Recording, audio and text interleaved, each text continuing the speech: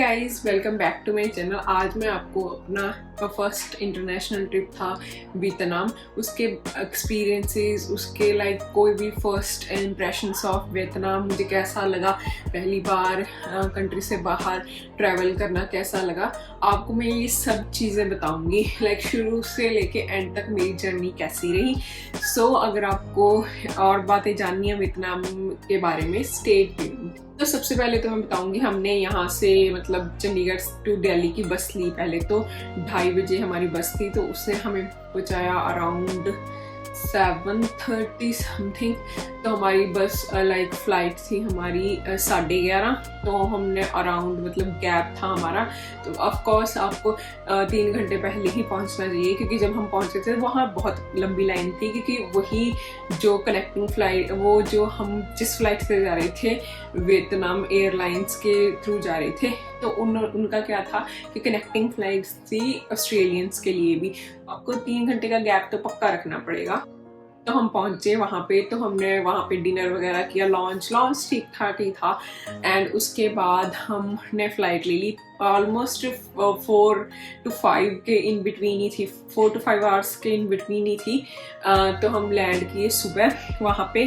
तो हमारी फ्लाइट में खाना वगैरह सब कुछ इंक्लूडेड था, आपका हो लगेज वगैरह भी इंक्लूडेड था।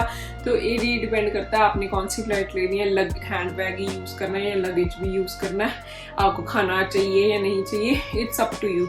उसके बाद आती है बारी, हमने लैंड किया वहाँ पे। हम जल्दी ही लैंड करके थे, सुबह की फ्लाइट थी, और 5 मिनट में ही हमारा इमिग्रेशन का प्रोसेस हो गया था, क्योंकि वहाँ पे इतना ज़्यादा कोई लंबी लाइंस भी नहीं थी। और वैसे ही सारे जितने भी मोस्टली ऑस्ट्रेलियन थे और जो भी वियतनाम घूमने आए थे, उनको 5-5 मिनट में वो पास थ्रू कर रहे थे इमिग्रेशन के।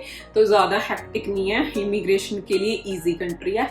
उसके बाद हमने उतरते ही वहाँ पे थोड़ी सी करेंसी एक्सचेंज करवा ली थी।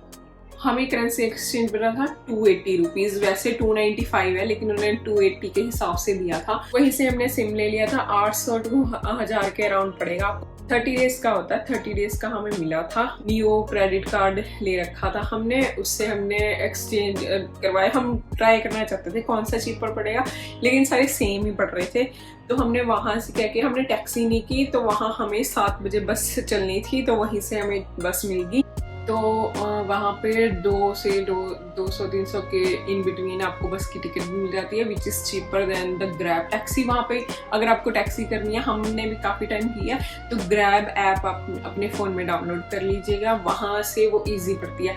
उसके बाद हम अपने होटल गए, हमने वहाँ पे थोड़ा रेस्ट किया, क्योंकि ऑफकोर्स हम पूरी रात से नहीं सोए थे। तो हमने क्या किया, वहाँ पे जाके रेस्ट किया, फिर हमने खाना खाया। पहले दिन हमने कोई रिस्क नहीं लिया फूड को लेके, हमने मैक्सिकन ही खाया। उसके बाद हमने पूरा हनोई अगले दिन एक्सप्लोर किया। हनोई में सारी चीज़ें हनोई सिटी के अंदर ही हैं, तो आप वहीं पे जा सकते हो। बस आप एक जगह की टैक्सी करा लो, बाकी सारा कुछ वॉकिंग डिस्टेंस पे है। हमने म्यूजियम देखा वहाँ पे, मिलिट्री म्यूजियम। उसके बाद हमने म्यूजियम ऑफ लिटरेचर देखा था वहाँ पे। फिर काफ़ी चीज़ें हैं वहाँ पे अगर आप देखना चाहते हो। और अगर आपको बस हनोई सिटी में वहाँ लेक है अराउंड, उसके घूम सकते हो। काफ़ी प्लेसेस उसके अराउंड ही हैं, तो काफ़ी चीज़ें आप वहाँ पे घूम सकते हो। इसके लिए मैं एक अलग से आइटनरी वीडियो बना दूंगी कि आप कहाँ कहाँ जा सकते हो। अभी जस्ट मैं अपनी जर्नी शेयर कर रही हूँ। Hanoi city is the best. वैसे ज़्यादा 2 दिन से ज़्यादा आप ना ही रहो वहाँ तो ठीक है, क्योंकि ज़्यादा कुछ एक्सप्लोर करने, लेकिन अगर आपको सिटी लाइफ पसंद है तो आप रह सकते हो 3-4 दिन भी, बट मेरे लिए वो 2 days वर इनफ। तो उसके बाद हमने अगला दिन किया, कई लोग हनोई से हलोंग बे का 1 डे ट्रिप करते हैं, सीधा वहाँ से बसेस चली जाती हैं हलोंग बे। लेकिन हमें थोड़ा ऑफ द सिटी भी रहना था, तो हमने सोचा कि हम हलोंग बे भी स्पेंड करेंगे एक नाइट। तो हम हनोई सिटी से अगले दिन हलोंग बे के लिए निकल गए थे। 3 घंटे की बस जर्नी लगी थी। आप ऑनलाइन बसेस अपनी बुक कर सकते हैं या ट्रैवल एजेंट के थ्रू कर सकते हो, इट्स अप टू यू। तो हमने ऑनलाइन कर ली थी। फिर हमने एयरबीएनबी एयरबीएनबी बुक कर रखा था। हमने इस बार वियतनाम में एयरबीएनबी किए क्योंकि Airbnb is the best option अगर आप सोलो ट्रैवलर नहीं हो, हॉस्टल में नहीं रहना चाहते। हम तो एज अ कपल गए थे तो हमने सोचा कि हाँ Airbnb will be the safest option, क्योंकि अभी पहली बार कंट्री से बाहर जा रहे थे और हमें इतना नॉलेज भी नहीं थी how will be the experience. तो हमने एयरबीएनबी पे बहुत ही अच्छे ऑप्शंस मिल जाते हैं, आपको 2-3,000 में अच्छे रूम्स मिल जाते हैं पर नाइट। और उसके बाद हम हेलोंग बे गए। जब हम हेलोंग बे गए तो हमने वहाँ पे रखा कि हाँ हम एक दिन एक्सप्लोर करेंगे वहाँ का सारा एरिया। फिर अगले दिन हम लाइक क्रूज ट्रिप पे गए। क्रूज ट्रिप पूरा एक दिन का होता है। हम 8 बजे चले थे, हमें बस लेने आई थी हमारी 8 बजे और उन्होंने 4 बजे तक हमें पहुँचा दिया था। अच्छा है, बहुत ही अच्छा एक्सपीरियंस है। 2 ऑप्शन होते हैं, या तो आप हनोई से सीधा ही 1 डे ट्रिप बुक कर लो, उसके लिए आपको जल्दी जाना पड़ेगा।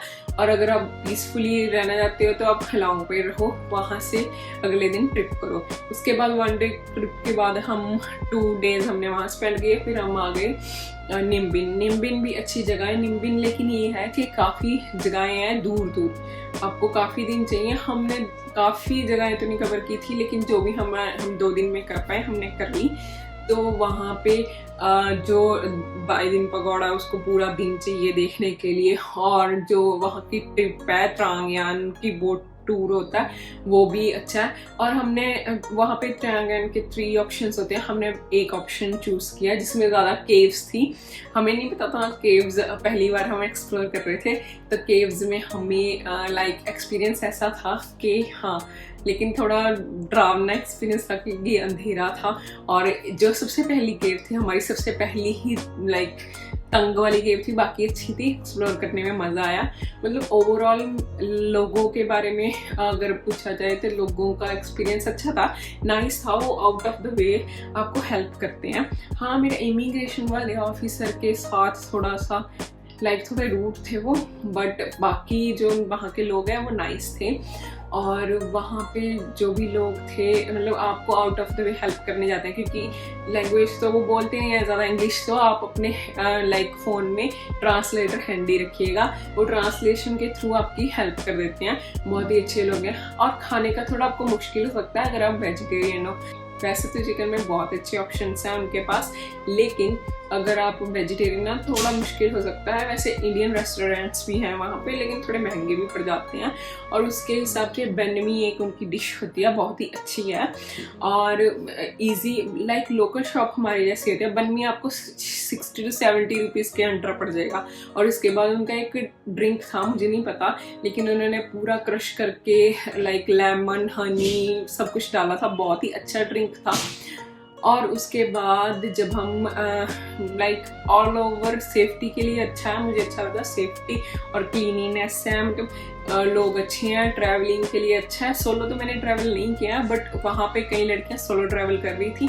देवर लाइक कि हाँ सेफ कंट्री उनको लगी। काफ़ी चीज़ें एक्सप्लोर करी, जगहें बहुत अच्छी हैं, हिस्ट्री और कल्चर को लेके बहुत ही अच्छी जगह है और काफ़ी अच्छी जगह। अगर आपका मतलब बजट फ्रेंडली है, बजट पे भी मैं एक अलग से वीडियो बनाऊंगी सो दैट आप लोग उसके अकॉर्डिंग अपना बजट प्लान कर सको। लेकिन Vietnam is a good country अगर आप फर्स्ट टाइम ट्रैवलर हो और आपका इतना बजट भी नहीं है लाइक और कंट्री में घूमने का, तो मतलब अराउंड इंडिया में भी अगर आप कहीं जाओगे ना तो उतना ही पड़ जाएगा। लाइक इंडिया में थोड़ा सा ये हो जाता है कि हाँ हमें ऑफ बीट होटल सस्ते मिल जाते हैं, तो आप वहाँ पे भी हॉस्टल्स ले सकते हो, 500 पर नाइट पड़ जाते हैं। लड़कियाँ थी हमारे साथ, वो बता रही थी, तो उनके लिए जो फॉरेनर्स होते हैं उनके लिए तो बहुत ही ज़्यादा चीप होता है और हमारे लिए भी मतलब थोड़ा ज़्यादा ही फ़र्क है, इतना ज़्यादा फ़र्क नहीं पड़ेगा। ओवरऑल मेरा एक्सपीरियंस अच्छा था वियतनाम को लेके। बाकी अगर आप जाओगे तो आपको पता लग जाएगा कितना मतलब अच्छा है, बजट फ्रेंडली, ट्रैवल फ्रेंडली, लोग भी स्वीट है, तो आप वैसे जा सकते हो। तो अगर आपको ये मेरी वीडियो पसंद आई, यूजफुल लगी, आपके किसी काम आई, so please like share and subscribe to my channel. See you next time.